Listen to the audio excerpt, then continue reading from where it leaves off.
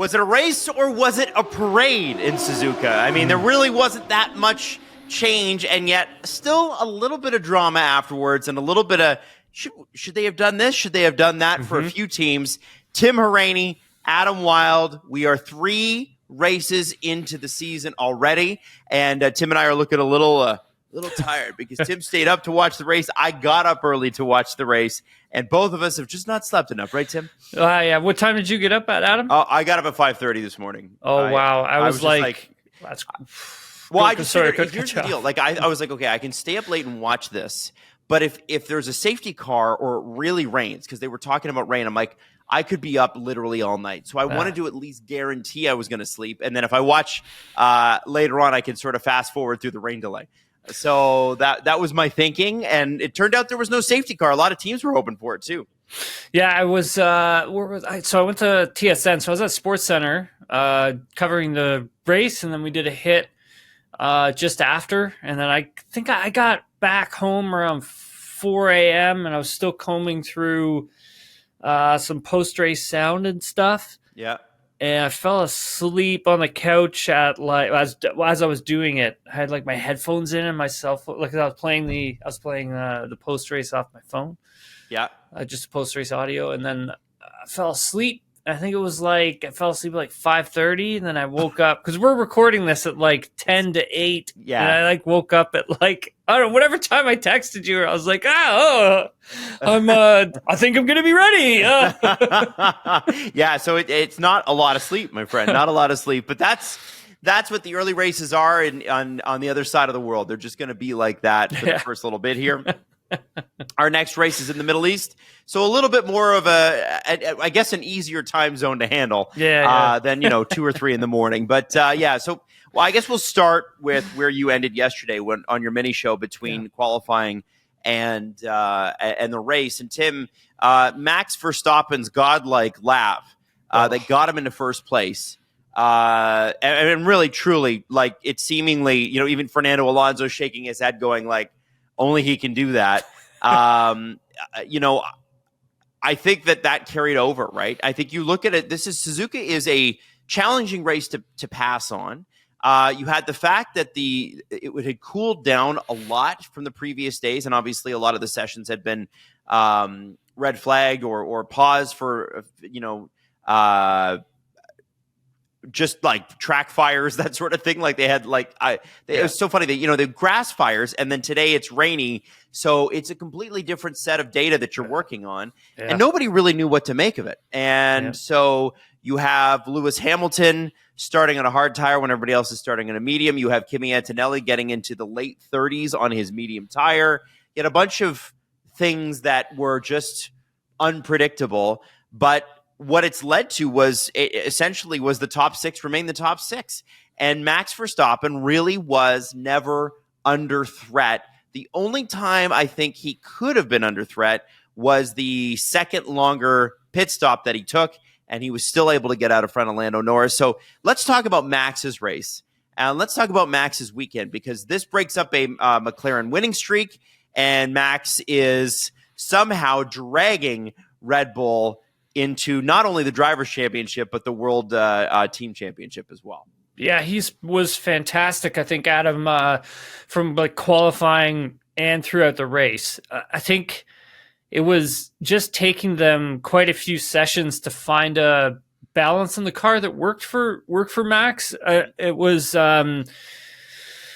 coming down to the finer details. I mean, they were running a pretty small rear wing on their car. So basically, it's like they really trimmed their car out. And what do I mean by that is essentially if you strip downforce off of the car, you tend to go quicker in a straight line, but you lose a lot of performance in some of the corners. They were able to find a really good balance by the look of it in the race, Adam, where they could have some decent balance in the high-speed content, and they could still be really quick on the straightaways, because if you're fast on the straightaways, I mean, obviously a team that's running like a higher rear wing is going to really struggle to keep up, right? And there was only one, maybe two true passing zones, and if you weren't either getting a good slipstream or you had at least, 0.6 of an advantage catching a competitor in front, then that's the only way you were going to get past. Like, it was just no other way. The tire deg was not high for this race. I think a lot of teams thought it was going to be high, but a lot of the surface had been repaved, and so that didn't really affect a lot of teams. It didn't affect Red Bull. I mean, I think the temperature as well played into Red Bull's advantage. Now, again, I think we can have the conversation of like, okay, well, who was a faster team? Yeah. Right. I think we can definitely have that conversation because I think it was a toss up between two, and really surprised to see Red Bull where they were. And Max also was fantastic in this race, because if he made one small mistake in the last 12 laps, 15 laps, I mean, he was toast. Like, he would have gotten past by Lando, would have got him. Like, there was that 1.5 gap. The Lando eventually got it down to like 1.1. And Adam, when he did that, I think there was probably about 5 or 6 laps to go, and they were matching each other like sector for sector. So I had the live timing and scoring up and measuring the sectors. They're each sector times, not sector 1, sector 2, sector 3. Sector 1, sector 2, sector 3, sector 4, sector 5, sector, et cetera, et cetera, et cetera. So you can measure those mini sectors, and they were matching each other like corner for corner. It was wild, absolutely wild, man. Both of those drivers are really on it, and so was Oscar as well. It was a really impressive performance from Max in qualifying, but also in the race as well. This is some of his finest stuff, man. Like, he was really good. And that is why you build a car around this driver. And I sometimes at the expense of every other driver that's raced for that team since Daniel Ricciardo. This guy is, you're watching somebody walk on water. You're watching a legend. You're watching one of the greatest race car drivers of all time. Yeah. And, again, I always like to say it, sometimes greatness is boring. If you're going to be that dominant, you would expect that you're going to lead, lap 1 till the end. And essentially he did, Tim. Obviously, Kimi Antonelli became the youngest driver in history to lead a race, which is pretty incredible. But obviously at the same time, it was not, he hadn't pitted yet. So it's a little bit different. Obviously leading is leading, but and I looked at it at the end, especially the last 9-10 laps. You had Lando Norris pushing, and you thought maybe there's more there.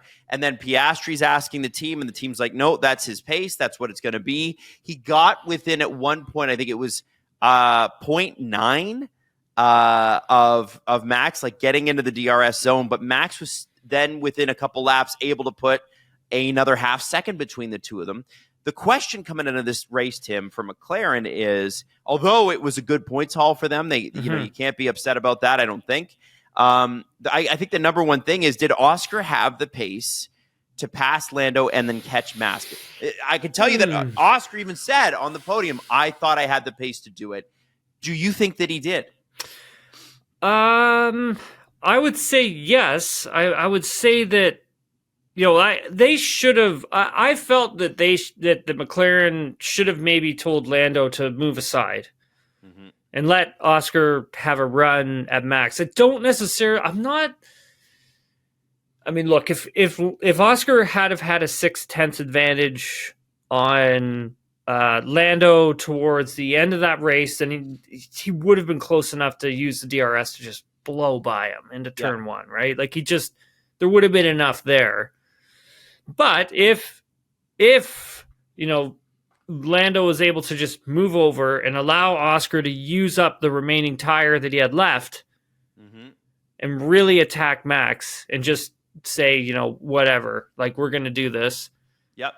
Then I think it would have been right of them to do that. It would have been right of McLaren to do that. And it's something I was replaying a lot in my head after the race. And I said it on SportsCenter as well. It's kind of just like, if you're Andrea Stella or you're Zach Brown, you're gonna have to manage this relationship between these two drivers. Yes. And I think you need to understand, at least I would anyways, like if I was team principal, I would have let Oscar have a go at Max. And then if I saw that it wasn't working, I would make them swap on the last lap.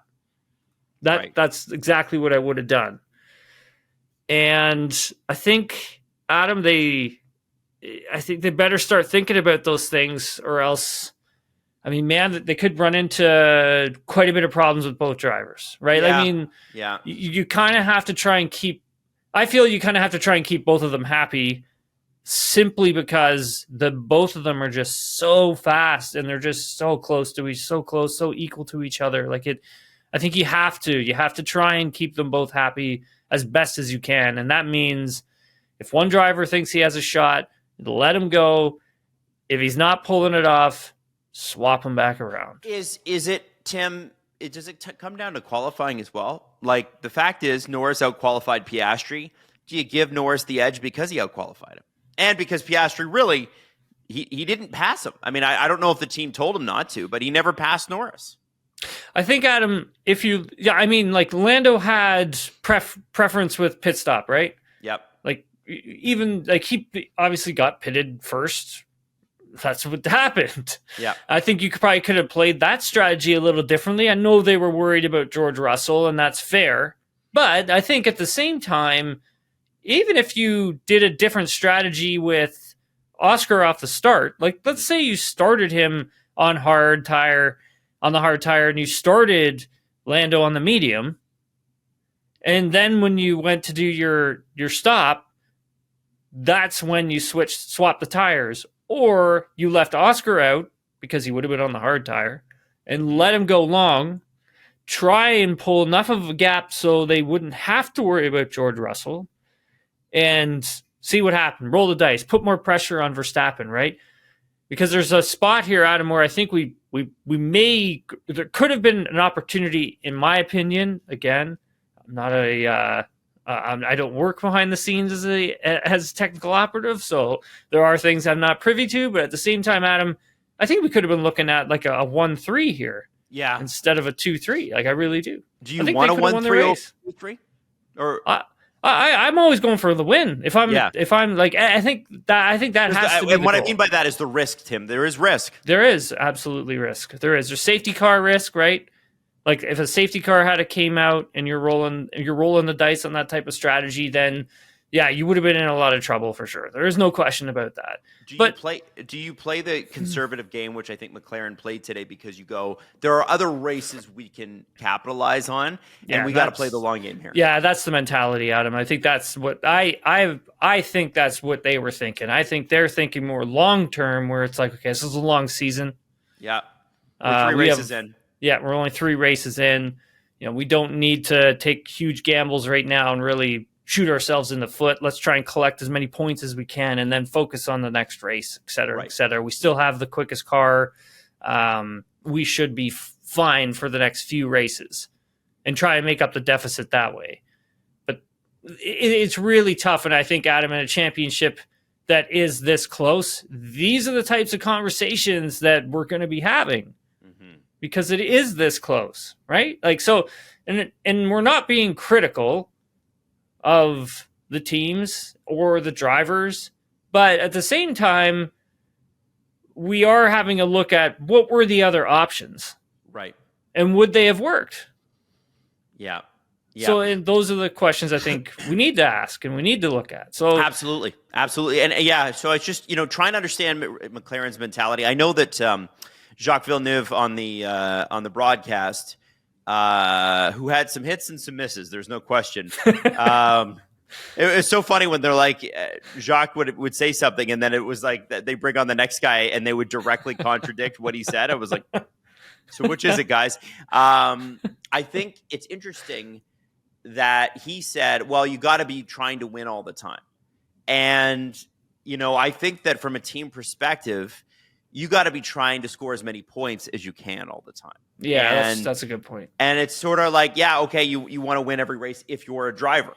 But in the longer term, and if you've got both drivers buy-in, which clearly they do, you got to take advantage of that. And Max is having a great race. It's his 4th win in a row at Suzuki. He's the only driver to ever do that. Okay, fine. We'll try to battle him, but at the same time, we need to protect our butts. And if you look at the standings right now, the next closest team is now already 36 points behind them. Yeah, that's wild. And that's a big gap, three races in. McLaren and Mercedes, by the way, is the second place team for anybody wondering. Tim, I think that's a huge deal. Now, this was the first weekend of the year that George Russell didn't finish on the podium, but Mercedes had a very quiet, very strong race from both George and Kimi. And, Kimi looking after those tires is something that obviously I don't think he's going to get a lot of play. It's not exactly the sexiest story, but this is the youngest person ever to lead a Grand Prix race. He's like less than 10 days younger than Max Verstappen was when Max led his first race, which is crazy.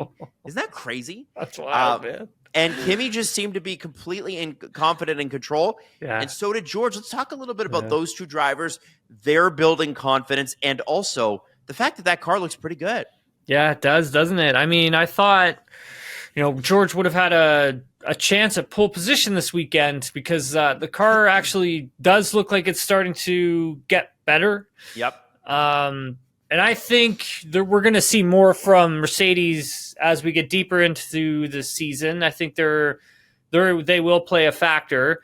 And just to bring it back to McLaren a little bit because obviously the Constructors' Championship matters, but so too does the drivers. Mm-hmm. And I think Russell can also play his way into the Drivers' Championship standings as well. Because I think at the moment, Adam, he's really done a really good job of just consistently sort of hanging around, just sort of being there, collecting the points. And I think that's what this season is all about. I mean, if you look at Oscar now, I mean, Australia was that was a devastating devastating happening for his championship hopes because of going off track, finishing it was like P9, I think it was, and now P9, he's something like that. Yeah. Now he has 49 points in the Drivers' Championship. I think Lando has Lando's got 62. Max 62, is 61, and Piastri has 49. And so that's a bit of a gap there. And then you've got Russell George at 45. Yeah, that's what it is. And so I think when you take a look at maybe Piastri in this race weekend, I think he's missed out on some points here, Adam. Like I think if he had nailed the qualifying, which he could have, right? He kind of threw away that last lap. Yeah, he did. And I think if he had nailed that, I think he would have had pole. And he would have had the clean air, and I think he would have won the race. And then that would have changed, I think, us talking about him as the driver's champion and so on and so forth. And so it's just these tiny little things, Adam, that are now starting to sort of pile up. They're just piling up a lot sooner than what I think you and I thought that it was going to be. I mean, even look at Antonelli, 30 points. He's in 5th. Yeah. I mean, that's incredible for this young driver. Like, he's really put together a nice start to this season, Adam. Like, really, really has. And I think this is one of his best race weekends so far. He's only gotten better. And if you're George Russell, I mean, are you looking in your rearview mirror, Adam? I mean, like, I think it's got to be a little bit. And George's contract apparently is up at the end of the season, so we'll see if they extend. But there's that too. He does have to take that into consideration, right? Now, Sam, obviously, with when it comes to Mercedes, I think it is a surprise that they've seen this so early, right? Like, I think people are a little bit like, "Wow, that's good for them. That's great." Is it sustainable? I think it is. I mean, I wouldn't see why not, right? Like, why else? Like, Why wouldn't it? Why wouldn't it be? Would be my question. Yeah. Yeah. Okay. You know? Third place, by the way, is Max Verstappen racing Honda. It is Red Bull can just be renamed the Max Verstappen brand at this point. 61 points. One team that I am desperate to bring up with you, and I look at the driver standings. I see Alex Albon, Williams ahead of Lewis Hamilton, Ferrari, Charles Leclerc just ahead of Albon, all of them behind Kimi Antonelli. This has got to be registered as a disappointing start for Ferrari, right?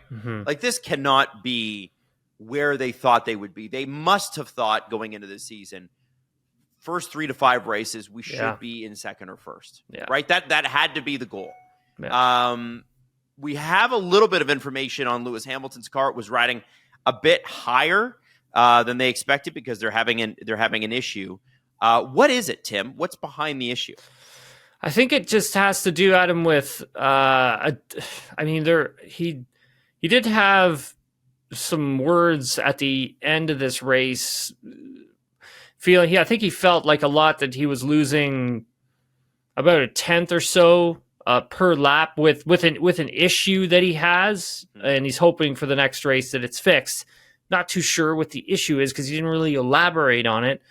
I do have a feeling, however, that when we look at setup, I think in driver style, I think the two of them are starting to sort of deviate from each other, where I think Lewis is starting to find things that I think he is happier with the car, but it's costing him in some areas, where with Leclerc, since he knows a bit more about this car than Lewis does, because it does have characteristics from last season's car, I think he has a better understanding of the direction he needs to go in to get the performance from it. Because I think, Leclerc is actually really decent this weekend, Adam, finishing P4 in the race. He qualified well at the same time, and he was able to just sort of put the weekend together and get the points, where I think Lewis was really trying to struggle to find pace.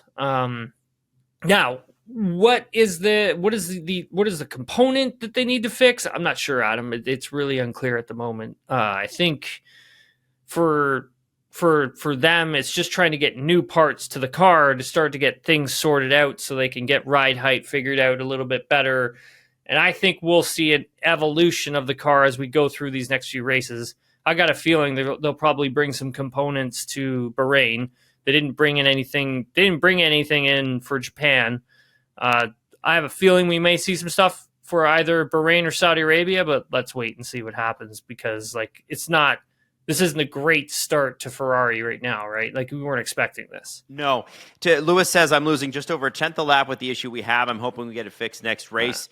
Through the first 3 races, there have been a bit of a deficit on both sides of the garage on an element of the car.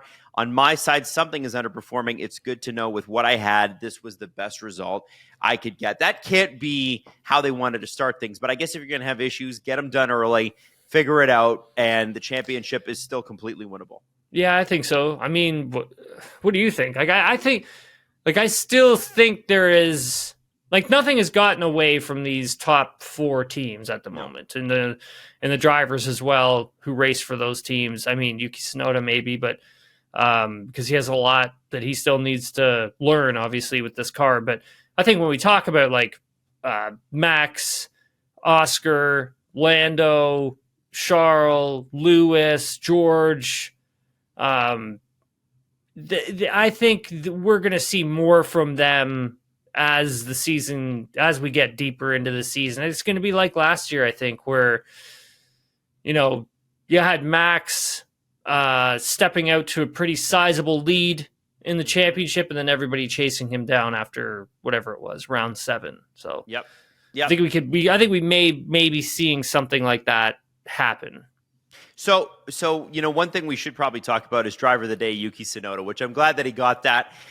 He did finish 12th, about 58 seconds off of Max Verstappen. Is there anything to be gleaned from that, or is this just a driver getting used to a car that isn't particularly easy on a track that isn't particularly easy. I think you did well, Adam. I mean, it's not, it's like Suzuka's not easy.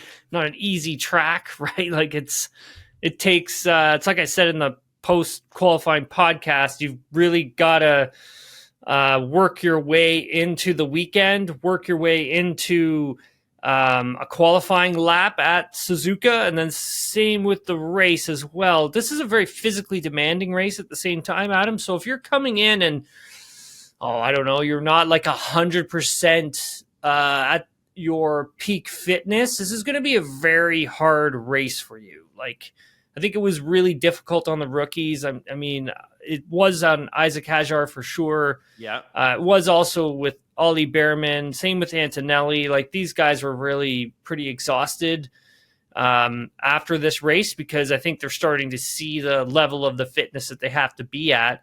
I mean, that's what type of a track we're talking about. And I think if you're Yuki Tsunoda and you're getting thrown into a brand new car and team and more people to work with, I mean, that's very overwhelming. So, and I thought he did actually quite well. I mean, in terms of how far off of Max's pace that he was in qualifying, I don't think it was that as drastic as it was for Liam Lawson, but, the race, he was a little bit better, obviously, but getting that amount of laps in the car is going to be important for him. Finishing the race was important.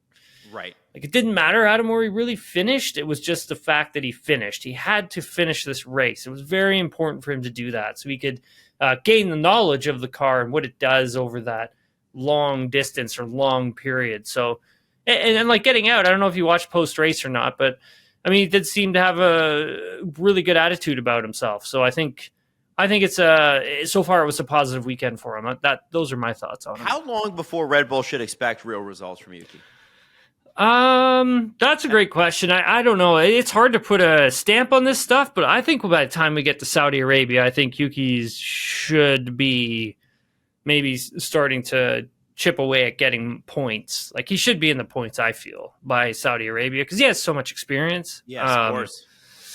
And I think the more mileage he can get under his belt, the faster he's going to get up to speed with everything else. Really, it's just about seat time, I think, at this moment. He's got Bahrain next race, and then Jeddah race after Saudi Arabia. So he's got a couple races to figure it out, and he knows the tracks too, right, Adam? Like, it's not like he doesn't know the tracks. 100%, yeah. And you know what? Good for him to get Bahrain next. I mean, obviously, we know the tire dag in Bahrain is always unpredictable because the track is so hard on tires. Jeddah is just a pain in the ass to drive. There's no question about it. Those walls are tight. Yeah, it's a tough track. Qualifying there is really key. So it's going to be important for Yuki to get as much into free practice as he possibly can over the next couple weekends. And thankfully, he's not waiting weeks in between, right? He can actually just get into a rhythm. Yeah, I think I thought I was impressed from what Yuki had done this weekend. I don't know if we're going to talk about the rookies later. Oh, yeah, we are. But I think, the Racing Bulls drivers, like even Liam Lawson, I thought he rebounded quite nicely. I thought that was going to be a different story for him coming in this weekend. But Adam, I mean, like, he did look good in qualifying. He did look quite comfortable within the car. I mean, granted, he did finish P17 or something like that. Yeah, I still think it was a positive weekend for him. That's for sure. Well, I guess we can kind of transition into that now. Issac Hadjar gets his first 4 points in Formula One. Kind of hard to believe because he really did do a great job in the first couple of races. Obviously got unlucky in Australia.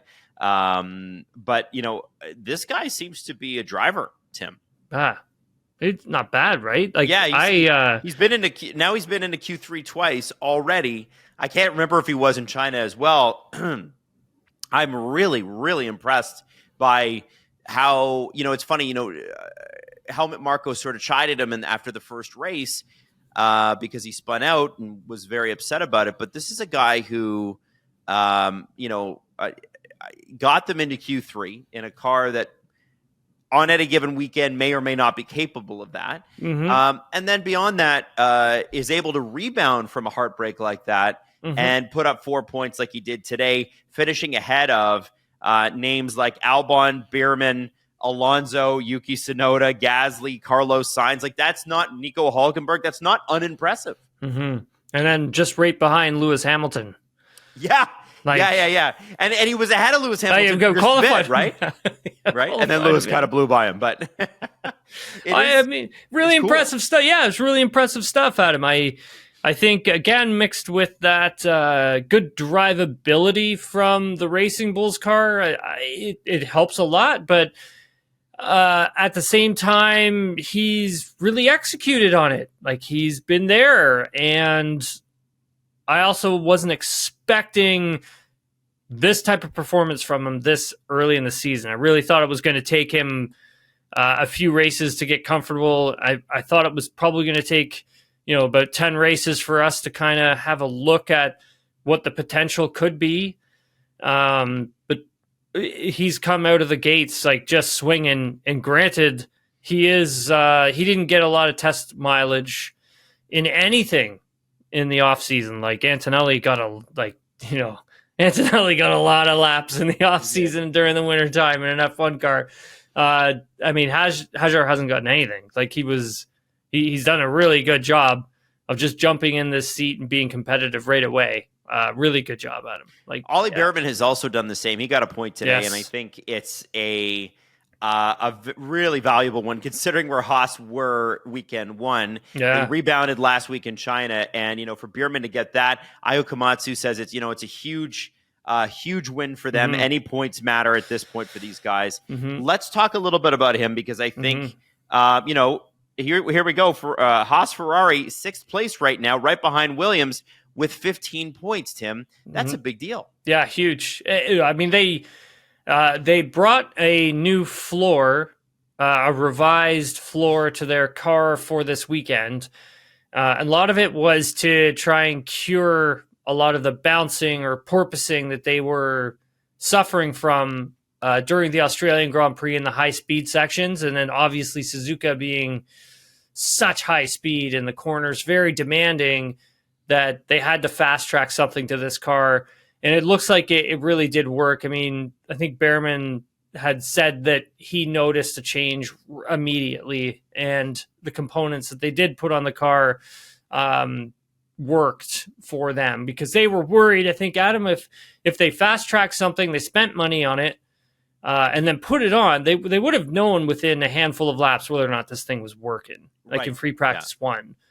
And so I think for them, it was understanding that it worked and then trying to make it work even better. I think Behrman actually got to grips with it really nicely. I mean, I didn't expect him to be this quick in this race at this particular track because of how demanding it was.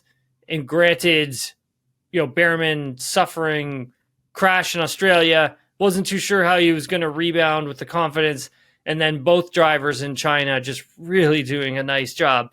I think Ocon getting caught out in qualifying obviously affected how his race played out, right? Is that's just the way it is. But for Behrman, just sort of hung on. They were worried about the soft tire because it wasn't really working for them. But Behrman still made it work in qualifying.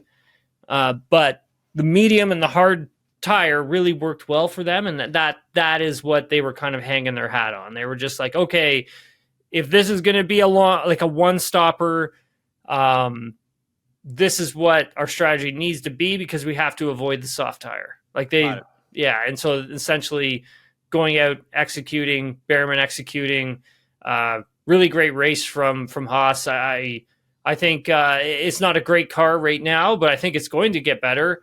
I'm really excited to see what they can do. I think this team can kind of bounce back to be what they were from last season.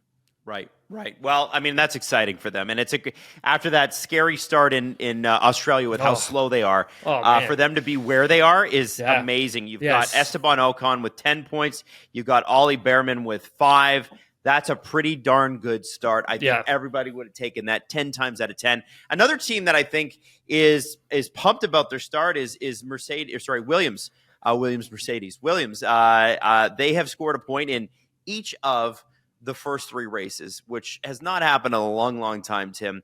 Obviously, 18 of those points have been Alex Albon. One of those have been Carlos Sainz, because Carlos is still sort of struggling with the brakes, and you could see him still trying to get comfortable with the car. I mean, you heard Alex Albon on the radio today. He was feisty with the pit crew. Oh my God, that guy was so upset. Now, what was he mad about? There's like so many different things that he was on to them about. One of them has something to do with the shift sequence. I haven't found out what that is all about, but for him to score points with the stuff he was saying over the radio, I was like, wow, I mean, it kind of sounded like they really salvaged something here. Like Alex and the team really salvaged some points here. I mean, so good for them, because it didn't sound like it was going easy or well for the entire team. I mean, Carlos obviously getting the 3-place grid penalty for impeding Lewis Hamilton in qualifying really hurt, because I think Adam, they could have had 2 cars in the points, or just on the verge of points. Like, could that Fernando Alonso spot in P11, realistically, if Carlos doesn't get that impeding penalty, then that most likely could have been him, or P10, moving Behrman out of that slot. So I think, it's a shame that had happened, but for Carlos, good that he finished the race, because he still needs to get mileage with this car, clearly, like we had spoken about. That's all trying to drive the car differently now and relearn some muscle memory stuff. But for Alex Albon, Adam, I mean, he has had an incredible start to this season. I'm really impressed with what he's done. I mean, he's got 18 points, P7 in the Drivers' Championship right now in a Williams. Yeah. Weird to see them up there, isn't it? My God. Right behind Charles Leclerc.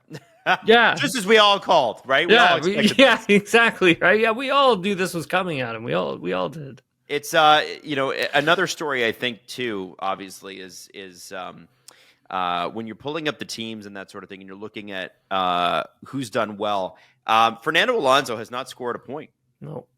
And, so Aston Martin, who have 10 points, all of those come from Lance Stroll, who gets a lot of heat. But Fernando's had what's been, the first race, obviously, he was a spin out. That happens.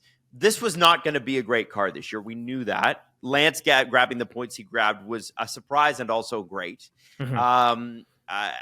What do you think is in the heads of the Aston Martin garage? How do you think they're feeling about things?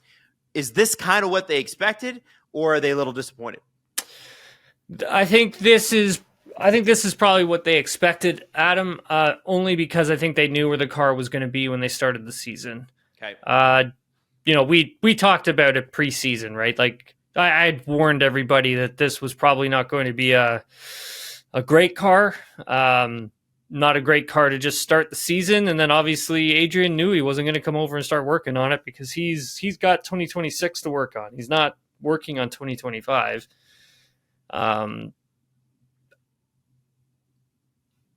It's going to be interesting to see how they develop the car, because you can't just give up on the championship, right? Like, you still need to fight for position in the constructor standings, because you still, I think for them and for any team, like, you need the money, right? Like, you need the money to put into the next year's car, to reinvest it into the team. And so they're going to have to fight, and I know they will. It's just trying to get the finer details of their car worked out. Like, it does seem like it does have some particulars with it. I mean, I don't think Lance was too comfortable, in and around turn 2, the exit of turn 2. I think it was difficult to drive the car through the slow speed stuff, even though that is something that this car is supposed to do better than last season's car did. Yeah. And I think they probably could have had 2 cars, just scraping away at getting points this weekend. But the problem was that in Q1 one, on Lance's final push lap, he got hit with a 20 kph gust of wind.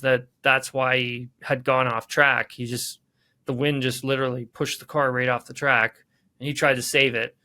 And that ruined his final push lap, and that's what put him P20. Like, it just right. And then you're stuck, right? Like, when you're that far back, you're stuck. And so I still think Lance was probably about 1 or 2 tenths off of Fernando this weekend. But again, I think this is where they're going to be for the next few races, where it's just, if they can qualify well, put themselves in a position where they just hang around, they're going to get lucky and score points here or there. And so I think that's what Lance had done for the team starting off the season. Yep. Just hang around. It kind of seemed like Adam Fernando was a little frustrated with the car while driving it. I'm not saying outside of the car, but when I look at how much he was pushing in free practice 2, nailing the grass, and then flying off the track, like he was on one, obviously. So it was, just little things like that. When I look at it, I'm just like, okay, he seems like he's really trying to wring this thing's neck to see what it's got. And so I think when we get a little deeper into the season, I think they're going to be able to chip into the constructors a little bit more. But again, right now it's all about just hanging around, right? You just got to hang around. Yeah. And listen, we're not expecting much from a team like Kick Sauber this year. They did have their 6 points, and Hulkenberg's been very good for them. Bortoletto, not a great start. But beyond that, not much of a story. Where the story is for me is Alpine is sitting at the bottom with 0 points again. Another slow start for this team that did gain a little bit of traction at the end of last year. Obviously Gasly had not that he was nondescript, but he didn't have any drama this weekend. Jack Doohan did. Left his rear wing open in qualifying. Yeah. Absolutely binned the car. Sorry, in free practice, I believe he did that. Practice, Free practice too. Yeah. And Tim, obviously we had both eyes on Alpine for one reason only, and it's, does Jack Doohan survive beyond race 6? Yeah. And when's Franco Colapinto getting in? Because everybody assumes that he is. Flavio Briatore is clearly a fan. Christian Horner is apparently a fan. Lots of people like what Franco Colapinto did for Williams last year. Do you think Jack Doohan's done enough so far to retain that seat? Boy, I mean, that's a tough question. I would say no. But I also think it doesn't help that you're putting in one of your reserve test drivers for free practice 1 at a track like Suzuka. You need to leave your rookie in the car for Suzuka. That's a track you gotta let the driver build their confidence up into. Yep. You can't just go out and go flying immediately and expect your rookie driver to be comfortable at a track like that. I don't care how good they are. I mean, you saw what Mercedes did with Antonelli. They built him into that weekend. Right. It wasn't like, okay, well, here's free practice 1. Here's some soft tires. Go have fun. It was like, no, there was a structured approach to how they got Antonelli as quick as he was. And look what the result was. When you have rookie drivers and you go to a track like Suzuka, I think you got to give them the seat time. Yes.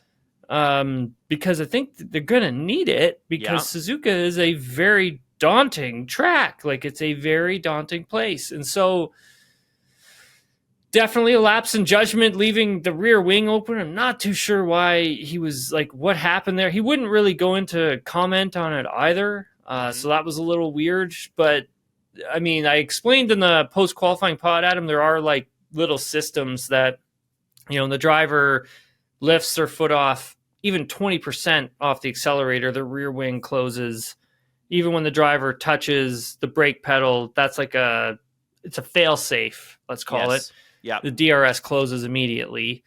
And you could see that in the footage, the onboard camera that shoots back towards his rear wing. You can see it close as soon as the spin starts to happen and his foot comes off the accelerator. I still am scratching my head why he tried to do that. I don't understand it. It's definitely something that I haven't raced this era of Formula One car, Adam, but I know enough to know that you probably shouldn't be turning into. People were trying it on race sims on TikTok, and all of them were spinning out. All of them. They're like, what simulator was he using where he didn't spin out? Right? Yeah, crazy. That's why I was kind of at a loss on that one. I remember watching it, and I was like, did he have the DRS open? I literally stood up and because you couldn't see it on the live broadcast in FP1. We didn't have that camera available. And so I was literally going frame by frame, staring at my television, looking at this little car. And I'm like, is that DRS open? Even talking to my girlfriend, I'm like, is that DRS open? Can you see that? She's like, no, I can't see anything. You're nuts. Sit down. I'm like, all right. Why would anyone do that? That's so stupid. Yeah. But they did. Yeah, I felt bad for Jack, man. I think he just needs to get some good momentum going because I think he's a good driver. I think he did well in Australia until he crashed. But yeah, Adam, I don't know how much longer they give him. Really don't. Well, we'll see what happens. What would you do? I think you got to give him. I think you should give him more than 6 races. But Flavio is Flavio. You never really can tell what's going to happen. And it might seem quick, but everything against, compared with Red Bull this season now seems like, they gave him enough time because Red Bull did it in 2 races.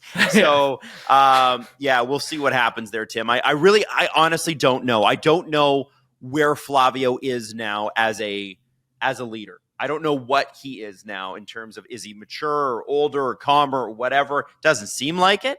But again, you just never know. And he seems to be a guy that, you saw it in the Drive to Survive thing. He thought that Pierre Gasly was a bad driver, and then Pierre Gasly started putting in good results, and he was like, I was totally wrong about you. So maybe, if Jack Doohan's able to put together some great races here with Bahrain and Jeddah coming up, then he might be able to get that team a little bit more turned around on him. So we'll see. Yeah, I think he'll know those he'll know Bahrain coming up. So good track for him to get a reset on, in my opinion. Yes. Yeah. So listen, hey, Tim, buddy, I think it's time for you to get some sleep, my friend.